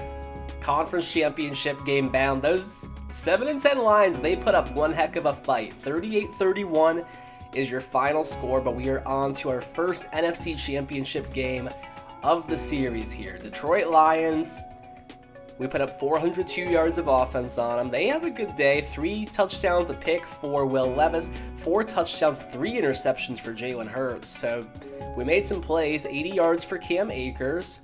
2 scores for Dotson. Jamison Williams scores. Amon-Ra scores twice. Scary Terry finds the end zone. Holcomb is your leading tackler. We got some sacks, I think. No, we did not, but we definitely got some interceptions. 2 for Eli Ricks. Love to see that. 1 for Jamin Davis. Okay, and we are conference championship game bound. So for this one, we have to travel to Seattle. They go 12-5, 85 overall team. I am curious who the quarterback is. I know it's not Geno Smith, it's Hendon Hooker. Hendon Hooker, who I think might have led the league in passing yards this year, and Will Shipley at the running back position. So we got to worry about them. A couple young guys there on offense. Jordan Brooks on defense still. And let's see who else they've got. Jamal Adams. Okay. So let's hop in there and see, are we moving on to the Super Bowl? We're going to do a sim. We're not going to do a full play-by-play until we get down to the fourth quarter. We're going to cut things down on the time a little bit. That way we can get this whole thing done in one video, but let's see if we can beat the Seahawks. And so if we win, it will be the Las Vegas Raiders who we are meeting in the Super Bowl. But first we got to worry about the Seattle Seahawks. So we're going to jump forward here quarter by quarter, so first quarter here. Who scores first? We do. We take the early 7-0 lead. It's a 14-0 lead, and Seattle scores a safety. Okay, we'll take that for a first quarter. Let's get into the second here. So second quarter, we get a field goal at 17-2. It's a 15-point game. Quarter's winding down here. We make it 20-2. Ooh, we're getting close, guys. 18-point lead at halftime. Can Seattle climb back? Go ahead and go to the next quarter here. We score again, 23-2, 30-2, guys. We're Super Bowl bound. A field goal is not going to do it. Oh my goodness. Okay. Yeah, I mean, let's just do next quarter here. If it was close, we'd go slow, but I mean, 30-5, it's 37-5. Wow. Conference championship game. I don't think I've seen a beatdown like this since Cardinals-Panthers in 2015. I don't remember what the final score of that game was, but it just was not even close from the very beginning. Rodgers might have gotten destroyed by the Niners a couple years later, if I remember correctly. Let me know in the comments, when is the last time we've seen a conference championship game that was this lopsided? I mean, one of the most hyped games of the year, and we just completely destroy the Seattle Seahawks. So 390 yards, a touchdown, no picks for Will Levis. Only 134 yards and 1 pick for Hendon Hooker. Ugly game for him. 2 scores for Cam Akers, 1 score for Brian Robinson. 125 yards for Gabe Davis, 170 and a score for Johnathon. He might need a contract extension with the way he's played. So total tackles, leader for us is Jonathan Allen, okay? He gets 3 sacks, Montez gets 2, 1.5 for Chase Young, 1 for Daron Payne, and a couple other guys getting in there as well. So pass rush was just fearless. Kendall Fuller gets an interception. I'm curious, were there any defensive touchdowns? There were not. And we are Super Bowl bound, guys. Let's go. So it's going to be us and the Raiders in the big game. And what a beautiful sight, man. To win by 32 points in the conference championship game. What a statement. Now, the question is, can we continue that? Can we get ourselves a Super Bowl win here? Would be massive. I mean, year 3, that might be the earliest we've ever accomplished that. And let's see what we are facing here in the Las Vegas Raiders. What are we going up against? I would imagine Josh Jacobs is still there. Mac Jones is the quarterback. Love that. Oh, man.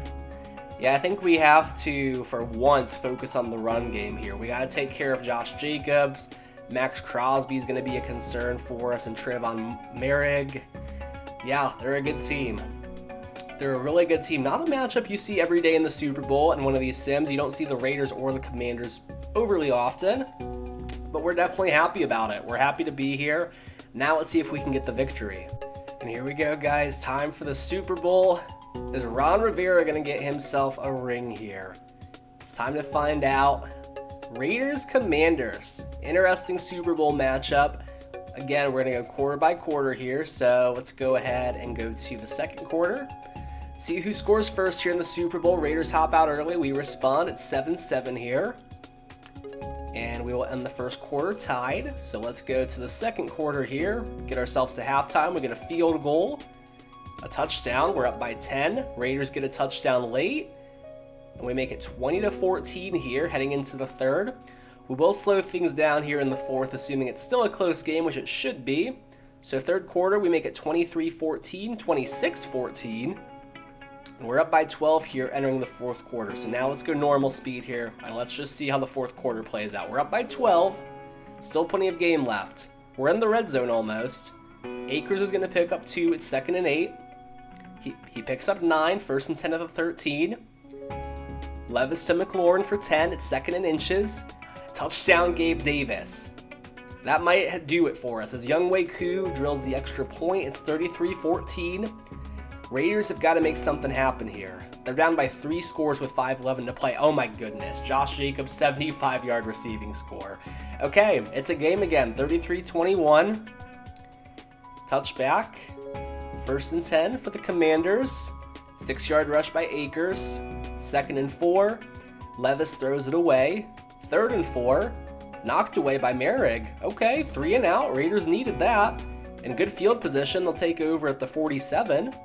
1st and 10, 4:27 left to play. Mac Jones picks up 4. It's 2nd and 6.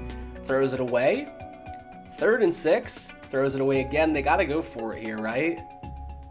Hits Lazard for 10. Drive still alive at the Raiders 39. At the Commanders 39. It's 2nd and 9 now. Throws it away. 3rd and 9. Hits Josh Downs for 14. 1st and 10 at the 24. Mac picks up 6. 2nd and 4. Touchdown. Allen Lazard, 18 yards. It is a game. 33-28. 3:21 left to play. The Raiders have come roaring back here late in the 4th. This is amazing. 1st and 10. Akers picks up 2. 2nd and 8. Don't get too conservative here. Hits Arroyo for 8. It's 3rd and 1. Hits Akers for 3. Big first down there. 2:26 left to play. Next play is knocked away. 2nd and 10. Throws it away. 3rd and 10. Hits Gabe Davis for 9. 1st and 10 at the 46. Come on, man. Go for it here. I know you won't, but... okay. Touchback. Raiders are going to get a chance. 1st and 10. Hits Devontae Adams for 10. 1st and 10 at the 30. Sacked by Chase Young. Big play there. 2nd and 15. Throws it away. 3rd and 15 for the Raiders. Penalty against Mike Hughes. Oh no. 1st and 10. Pass midfield. Sacked by Montez Sweat. 2nd and 18 at the 45. Interception by Malik Hooker. And the Raiders are going to have to start taking timeouts. Akers picks up 6. He picks up 3. 3rd and 1. Picks up 3. Commanders should be able to kneel it out from here. Assuming the CPU doesn't mess with the clock management and we're world champs. Who would have thought, man? Every single offseason, I look at Malik Hooker and I go, maybe we could look into replacing him. But man, he makes the play. He makes the play when we need him most. And he does it. And we are world champions. In year 3 of the rebuild, we have done it. And now that the game is over, let's look at those end of game stats here. So how did we get this world championship? Will Levis was perfect. 3 touchdowns, no interceptions. Mac, 4 touchdowns and that 1 interception at the worst possible moment. Akers, 67 yards on the ground. We bottled up Josh Jacobs, just 8 carries for 31 yards. That's how you get it done. Dotson, 148 and a score. I think he's earned himself an extension here. I really think he has. Scary Terry, 7 for 121. Gabe Davis scores. Let's see what else we got going on here. So on the defensive side of the ball, leading tackler is going to be Mike Hughes, it looks like. Sacks, we have 2 for Montez Sweat, 1 for Allen, 1 for Chase Young. And that's going to do it. And Malik Hooker with the only interception of the game, but just at an absolute clutch moment. And we are world champions, guys. Let's go. And with the season over, let's now look at that season recap. So here we are, world champs. Will Levis is Super Bowl MVP. I'm going to back out here so that we can hopefully get a look at the yearly awards because those glitched out on us. It shows that a quarterback won everything, and we know that's not right. Okay. So it's going to be like that. Maybe later we can look and see the other yearly awards, but the important thing is that we won it all. And now we're in the offseason, so let's look here and see any big retirements that we need to be aware of. In the NFC, we've got a couple actually. So Michael Thomas retires, not a Commander of course, but still worth noting. So we're going to lose Kevin Zeitler, Charles Leno, and Andrew Norwell. Aaron Donald retires, Jake Matthews, Tyron Smith. Big names there, Brandon Sheriff, Teron Armstead, Khalil Mack, Laken Tomlinson. So a lot of big faces and names again leaving the league. But now it's time to see who is ready to negotiate. Who do we want to bring back here? I definitely think Dotson has earned himself a long-term deal with the way that he played, especially in the playoffs. We'll go ahead and throw him a player-friendly deal. And I still think that's a bargain for what he's brought to the table for us. Cap hit under $10 million for most of it. Let's see here. Mike Hughes, I think, can probably walk. DJ Reader can walk. I like what Robinson brings to the table for us. He's lukewarm, so I'll just throw him something player-friendly. And that's still going to leave us with a boatload of cash here to spend with 2 years left. we could be looking at multiple championships here. I don't know that we've ever done that in a rebuild, but the Commanders could be that team. And heading into free agency, let's assess the state of the roster. So Levis, they gave him X Factor. That is amazing. We love to see that. And he's got a great offense. Akers, 89 overall, was picking up chunk plays in the Super Bowl to wind down that clock. Scary Terry's a 99. Davis is a 94. Dotson's an 86. And Watford, second-year player, is going to be a 79. So the receiving core is set. The running back room is set. Robinson is a good backup at 80. Arroyo has been good enough at tight end. I like Ian Thomas as a backup. We could use a third guy there just as a depth piece. And now the offensive line, so Lentz, second-year player, starting left tackle. He needs a backup. We are going to need a left guard. We could use a backup center and possibly even a right guard as well. We're fine with Sam Cosmi at the right tackle spot. So starting left guard, starting right guard, and then depth at the left tackle and center position. So offensive line we're going to want to invest a little bit into. Now defensively, let's look at the line here. So we were able to retain Allen and Payne. Carradine, the second-year player, now will be a good DT3. I think we're fine there. Could maybe use some depth at the edge position. As always, we're going to look to improve the linebacker spots if we can. And Malik Hooker, I know he made that play, but man, if there's a great free safety out there, I think we'd jump. We could always look to improve the cornerback room as well, but it's a good team. We don't have to spend money, but if the right guys are out there, we definitely will. Okay, so first let's look and see who is out there. So Trey Smith, best player in the class. He's got no interest in us. We're going to throw him a very player-friendly deal. We'll throw some staff points into the offensive line boost, and hopefully we can get him because that'd be a massive gain for us. Receivers, it's deep. DJ Moore, Chris Olave, we just don't need them. John Franklin Myers is out here. Ika Mekwanu, but we've got our left tackle of the future. Jamison Williams would be a lot of fun, but we're good there. We're good at strong safety. We're good at DT. So here's who we're going after.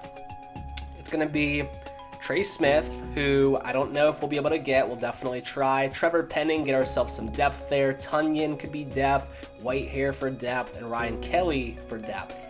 So let's spend some points there. We're going to get that offensive line boost. You go in, spend those coach points on it. It gives a little bit more interest for free agent offensive linemen. And let's see if we can get ourselves Trey Smith. All right, so at this point, we've done everything that we can here with Trey Smith. We have actually increased the offer a little bit.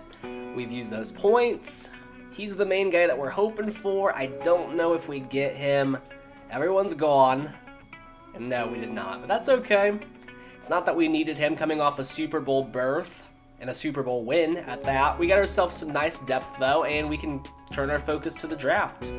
And now heading into the draft, let's look and see here whose contracts will be up at the conclusion of this upcoming season. Will Levis is one. It should hopefully give us a fifth-year option decision for him, although those have not been coming up for us. I don't know if that's a glitch in owner mode where you don't get those decisions. I hope not.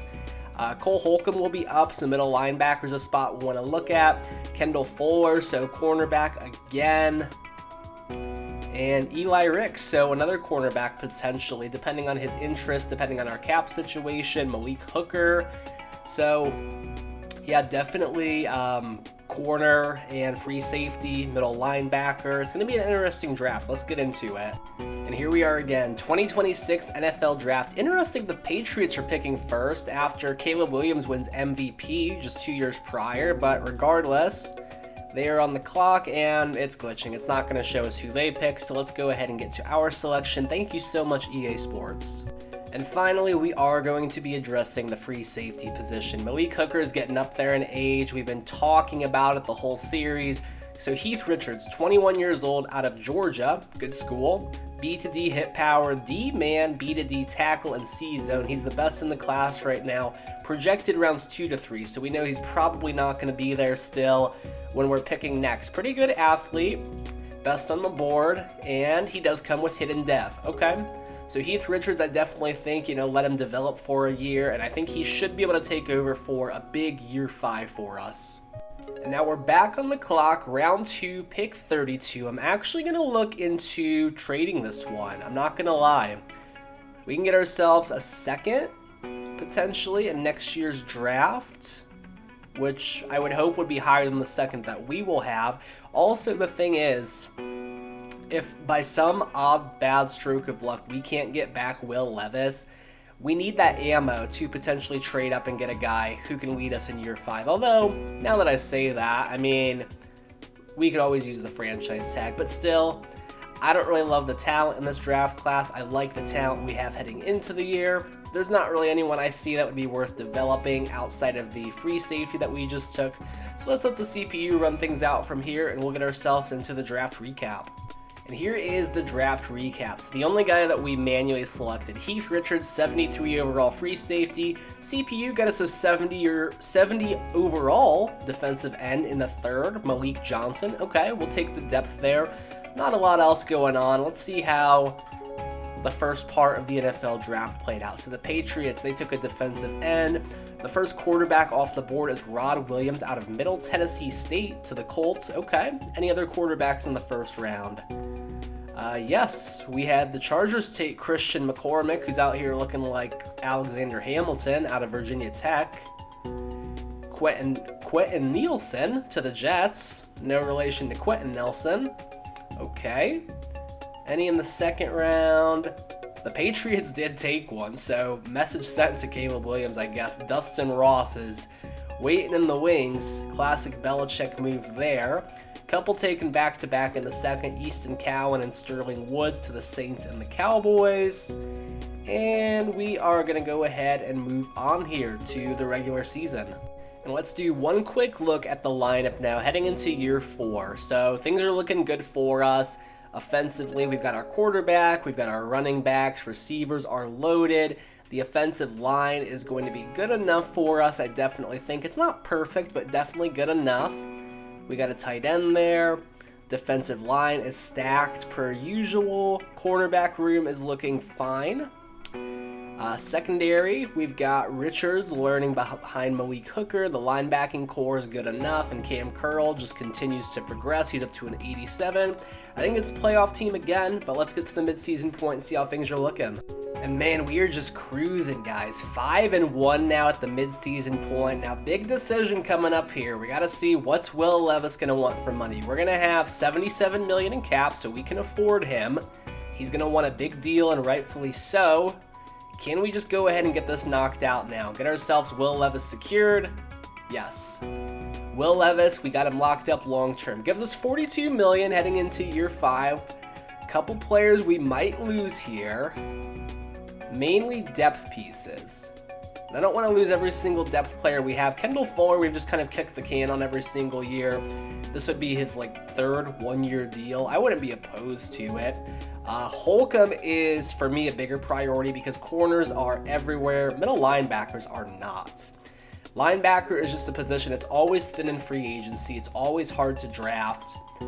Eli Ricks, that's unfortunate. He doesn't want to come back. Hooker, we've got his replacement waiting in the wings. Whitehair's 34 years old. Tress Way, he's a punter. I think we're looking good, guys. I really think we're looking good here. We won't have the most money in the world to spend in year 5, but that's okay. We got our quarterback one locked up. Now let's see if we can go back to back.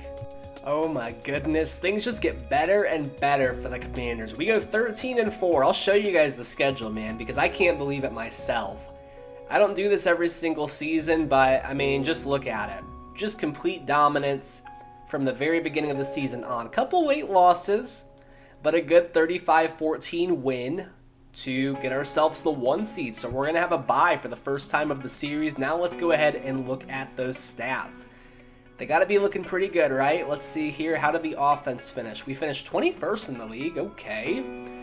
Defense, did they lead the way? They did, second in the league. So flip-flop from prior years. That is interesting. Levis, 4,800 yards, 37 touchdowns, 13 picks. How's the offense rated that low when Levis is putting up those numbers? Akers, 903. Brian Robinson, 13 scores. I don't get it. I don't understand how the offense was that low. 1,300 yards and 6 for Scary Terry. 1,111 for Dotson. 1,009 for Gabe Davis. 704 for Arroyo. Let's see here. Sacks, 10 by Lentz, 9 by Cosme. Good protection there. So I'm going to disregard that rating. I think our offense was fine. Now defensively, second in the league, and Chase Young 16.5 sacks. No one else over double digits, but that is okay.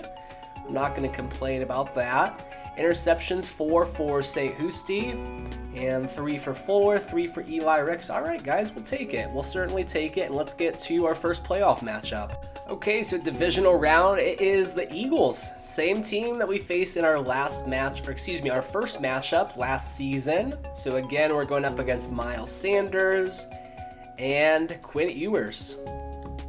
So big matchup there. We're going to want to make sure that our blitz counter is turned on. And let's get ourselves back into the conference championship game. I definitely think we have it in us. Let's see if we can do it and get ourselves back. And are we going back to the conference championship game? Super Bowl hangover? No, thank you.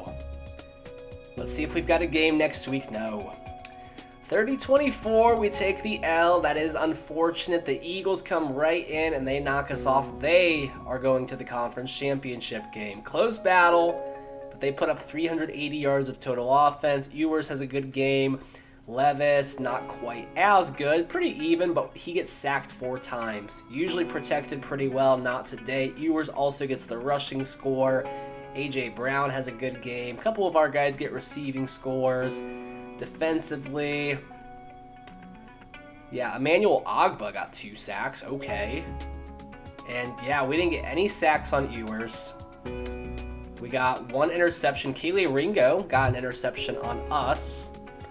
And yeah, we're going home early, so year 5 is going to be our last chance here. 1 and done, that stings. It definitely hurts. Now the Eagles, they do make it to the Super Bowl, but they cannot quite get it done against the Steelers. They lose the Battle of Pennsylvania 21-19 as Gervin Dexter, DT, wins Super Bowl MVP, and we still can't see the yearly awards, but that's okay. We're moving on to our final offseason of the series. Can you believe it? We are already here. Last chance for us to get back some of these guys. Let's see what kind of choices we want to make.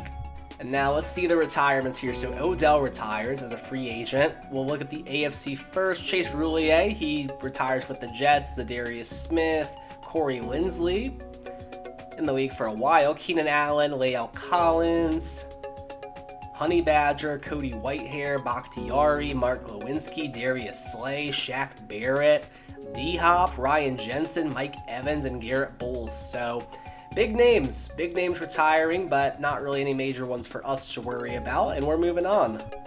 Okay, so last chance for us here. Look at this, Larry Bonds. Anyways, I hope you found that as amusing as I did, which was mildly so. Now Kendall Fuller's down to an 81. I think we can actually let him walk. Eli Ricks, though, different story when he is an 81. I think I would like to go ahead and just, I mean, it's not even expensive, right?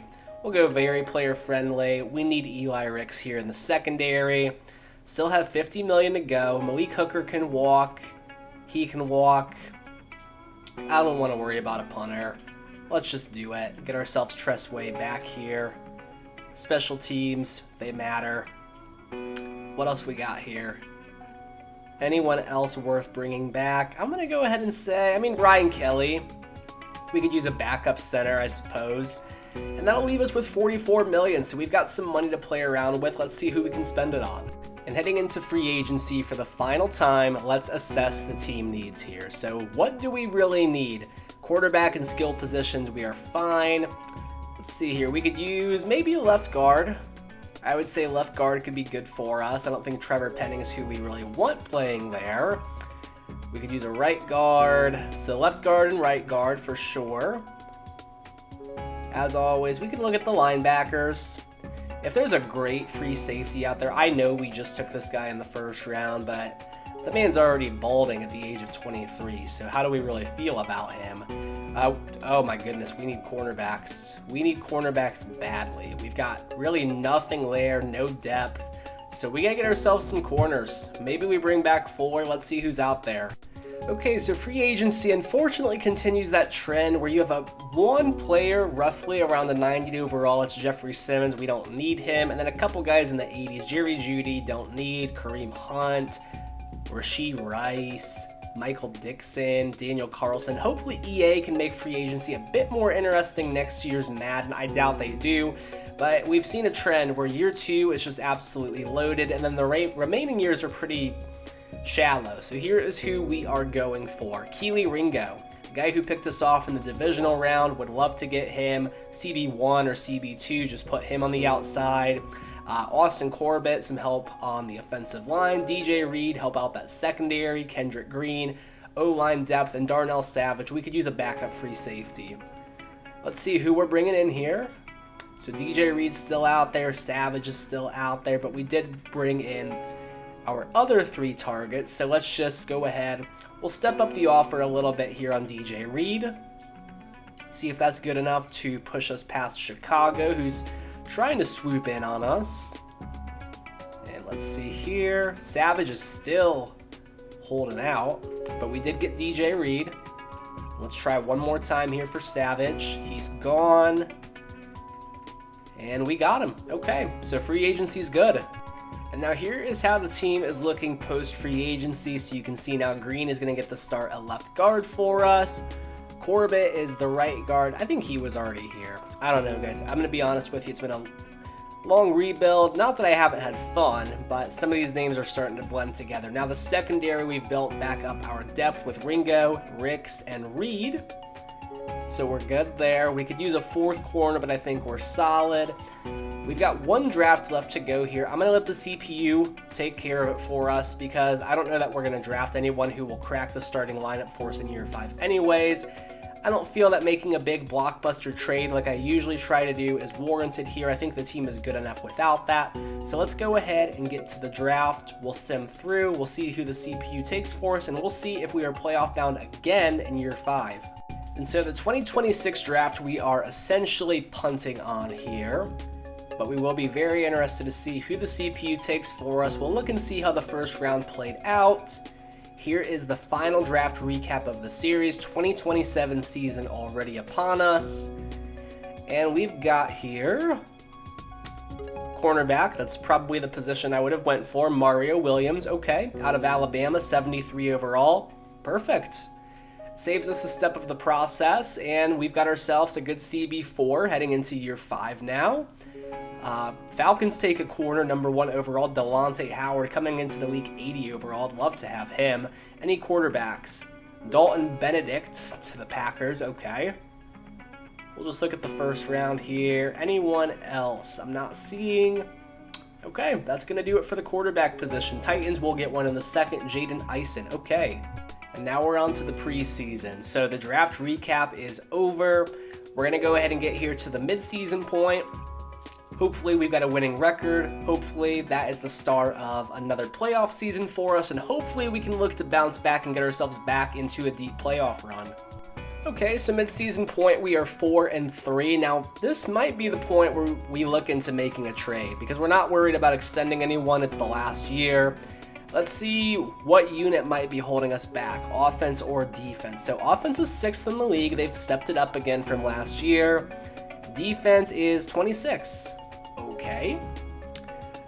I don't think the individual player stats are going to help us a ton. Let's look here and see. So team stats. Let's head over to the defense. And let's see here. So passing yards. So this would be the most with the Patriots. So we're 3rd worst in passing yards. Okay.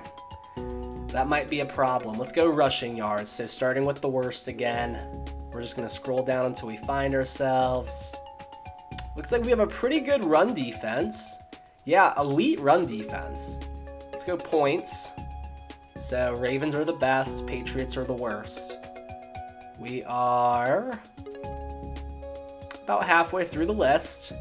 Sacks, that's another big thing. So we want to see a big number there. We're pretty high up on that list. Forced fumbles, interceptions, those are fluky. I'm not worried about those.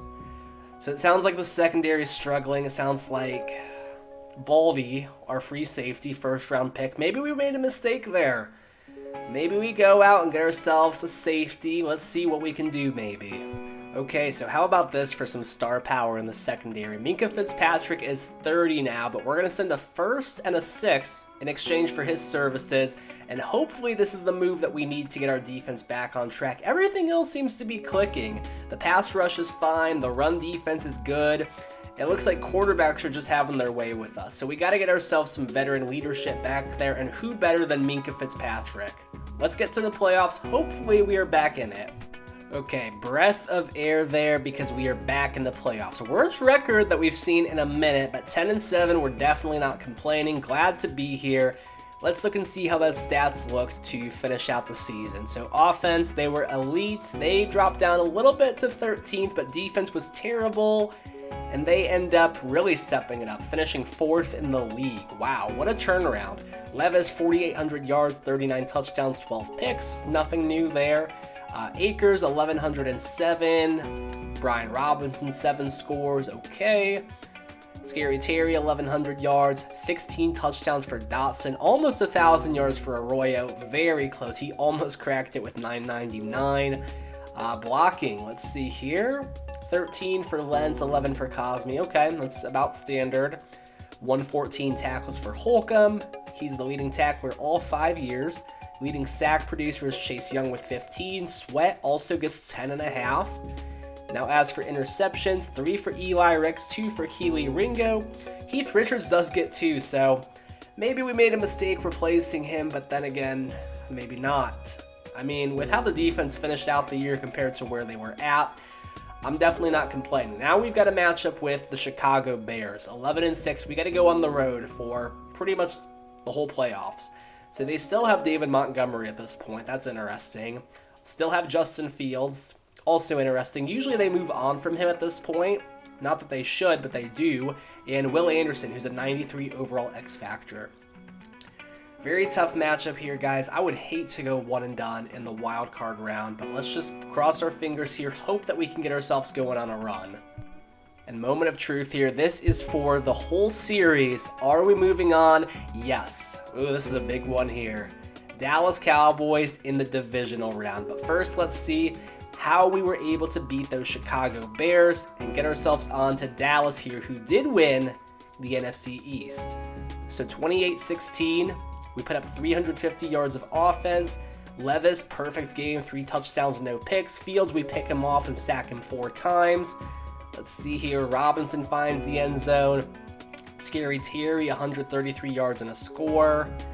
Defensively, let's look at the sacks here. I know we had a few. Montez Sweat got in there, Chase Young, Jonathan Allen. Pass rush has been amazing for us this season. This whole series, actually. And Minkah Fitzpatrick with the interception. So clutch play there right when we needed it, and we are on to Dallas, guys. And now this is the matchup that we are definitely scared of. I'm not going to lie, we are fearful of the Dallas Cowboys. But let's just see here. They've got Dak. They're 4th in points per game. Zeke is somehow still the running back at the ripe old age of 40 at this point, I would guess. Dak is down to an 82, so it seems as if he's regressing. And, of course, Micah Parsons, 99 X Factor, scariest player in the game. Can we get past Dallas? Would be a big upset. Let's see if we're getting ourselves back to the conference championship game. And this is it. Let's take a look here. Are we moving on? Yes! And it's Seattle again for the conference championship game, guys. Let's go. 25-21. I'm shocked. I'm genuinely shocked. I thought this was it. It is not. We're still alive here.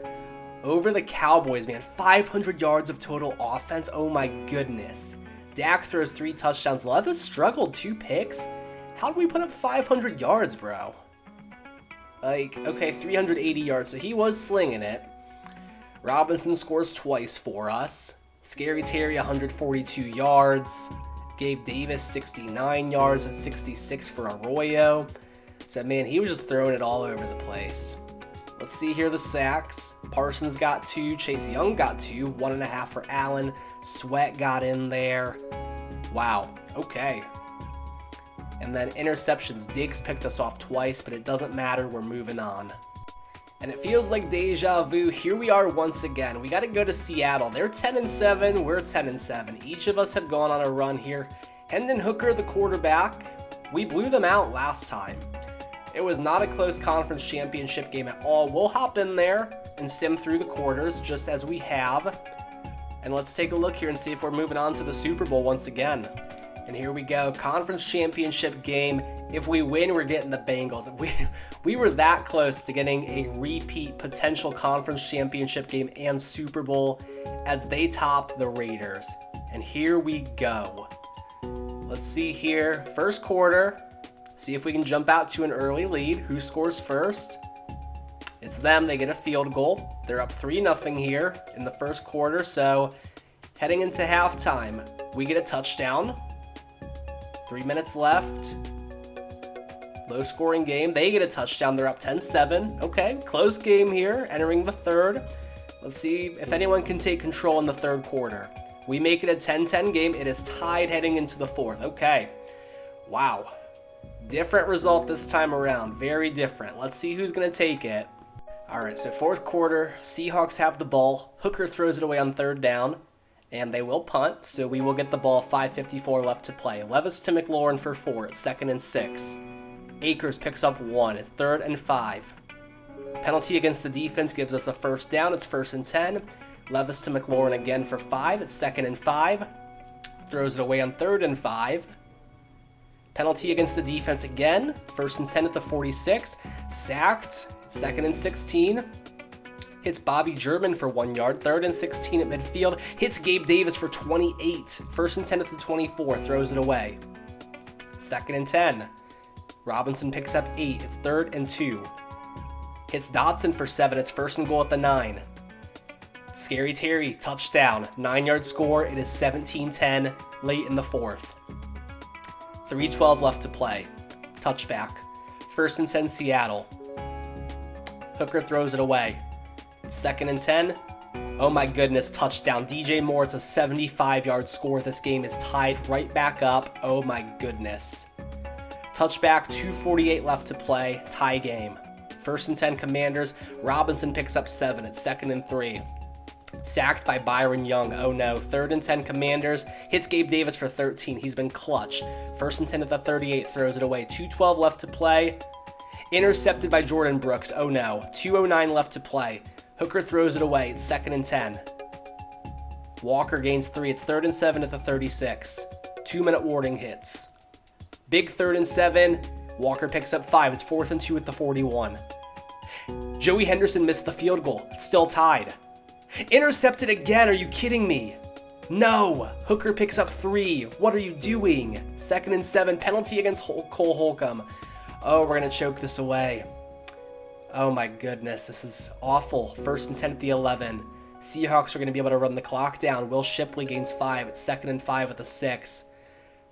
2-yard gain. It's 3rd and 3 at the 4. Touchdown. That actually worked in our favor. That gets us the ball back, but we are now down by 7 here. This might be it. 55 seconds left to play. Levis is going to have to pull off a miracle. 1st and 10, throws it away. 49 seconds left. Hits Gabe Davis for 17. 37 seconds left, no timeouts. Hits Gabe Davis again for 16. 26 seconds left past midfield. Throws it away. 23 seconds left. At the 42, hits Gabe Davis for 17, bro. At the 25, throws it away. It's 2nd and 10. 9 seconds left. Hits Akers for 2. And that's it. Wow. What a finish there. We choked. We had the game in hand. We let up that big touchdown. We get picked off twice after the missed field goal. We only have ourselves to blame here. What a game. What a game. And there it is. Seahawks 14 fourth quarter points to our 7. That is a heartbreaker here for Will Levis and the Commanders. And there it is, man. What an absolute heartbreaker here. Now the only question that remains is who wins the Super Bowl? Seahawks, Bengals, Hendon Hooker, Joe Burrow, who comes out on top? And let's just see here. It is going to be, wow, Hendon Hooker. He does it. Super Bowl MVP, 42-31 over the Bengals. Crazy. So that's two seasons where we fall to the eventual champs. A Super Bowl, a conference championship game appearance, and this series is done. I would consider this a massive success. Ultimately, I would have loved to have seen us go a step further, get a second ring, but you're never going to complain when you win a Super Bowl on one of these rebuilds. So thank you guys so much for watching. If you're still here, I appreciate you, and I will see you in the next video.